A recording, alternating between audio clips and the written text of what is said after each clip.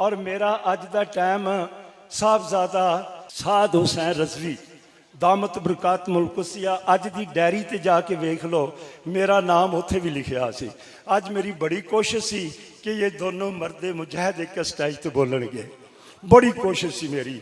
और मैं ये मेरा दरवेश खड़ा हुई, ये मैं बल्कि पैगाम भी भेजा कि मेरी ये नीयत है।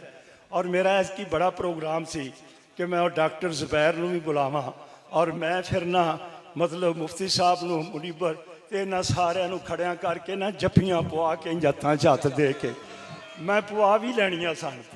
ਉਹ ਜਿਹੜਾ मेरा ਵੱਡਾ भाई है ना मियाँ रशीद का कबर ही टुर गया, उदों न्याजी साहब तो नूरानी साहब तो इन्हों का आपस इख्तलाफ से उन्हें आख्या पाउणियां ने जफ्फियां कि मैं फिर बंदूकों नाल तुहानूं सिद्धिया करा। मतलब ये कि वो ना असा दीन का काम करना है। यह बंदा हर मोड़ उत्ते हर सुलह हर सुन्नी आलमे दीन नूं नाल लेके चलण वाला है, हर आस्थाना ते चलण वाला आस्था। मैं इंशाअल्लाह ताला बफजले खुदा जी जिंदगी अल्लाह ने कोई दिती ना 2-4 साल ऐतकी में मैं पूरे जिले दे विच कारां ते बन के ना स्पीकर ते मैं अनाउंसमेंट की है बड़ी आउंदी वारी। फिर मैं ना जरा सख्ती नाल सारे नूं कहना है कि सारे दरवेश आन और कोई वक्त आवे वोटिंग का तो लब्बैक या रसूल अल्लाह तो किधरे नहीं जाना।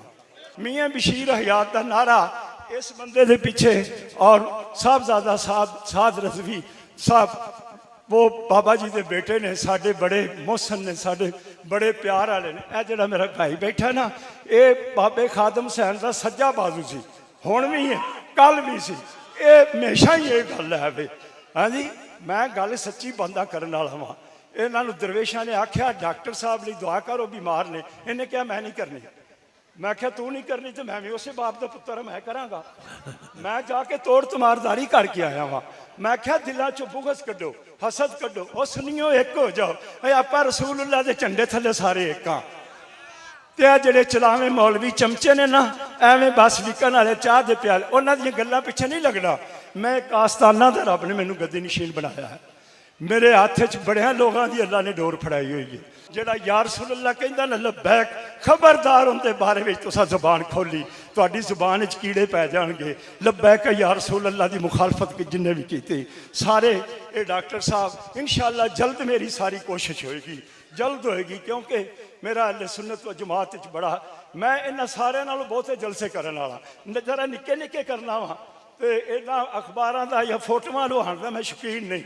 अगर फोटोआं लुहाण का शौकीन हुंदा तो पूरे मुल्क की सब तो ज़्यादा फोटोआं मेरियां लगदियां। अगर तो नोशकी तक मेरे लोग जाने वाले मुहतन तक जाना, 4 सूबे जाना वा। बड़े मैं टैंके मारे ने, बड़े बड़े मैं मतलब ये मार के आ शिया वाबियां दे इतों तुहाडा तीजा हिस्सा लोग रोज़ मेरे को दम वाले आउंदे ने। तो मैं ना आउंदे साल तो मैं पूरा जोर लाना है और इंशाअल्लाह ताला बफजले खुदा हुण मैं ऐलान कर दिता है मैं सियासी जमात इन्हां दे नाल। ठीक है जी, अगर तुहाडा आस्ताना नाल प्यार है हाथ खड़ा करके कह दो साडा भी प्यार है। जिंदाबाद। लब्बैक लब्बैक लब्बैक लब्बैक लब्बैक लब्बैक लब्बैक लब्बैक या रसूल अल्लाह, लब्बैक या रसूल अल्लाह। ताजदारे खत्मे नबूवत, ताजदारे खत्मे नबूवत। कम का पुत्र एक ही हो जाए तो बड़ा होंदा। सुल्तान बहु सरकार अपने माँ बाप का एको ही पुत्र सी, फड़ के तो रंग नहीं सुला छे, बहुतियां नूं वढना हुंदा है बेवफावां। मियां बशीर हयात का जो सियासी प्लेटफार्म है ना वो लब्बैक या रसूल अल्लाह। और लब्बैक या रसूल अल्लाह तो बाद जो बाबा जी खादम हुसैन रजवी रहमतुल्लाह अलैह अल्लाह उन्होंने दर्जात की बुलंदी फरमाए। मेरे लीडर मेरे कैद डॉक्टर मोहम्मद अशरफ जलाली साहब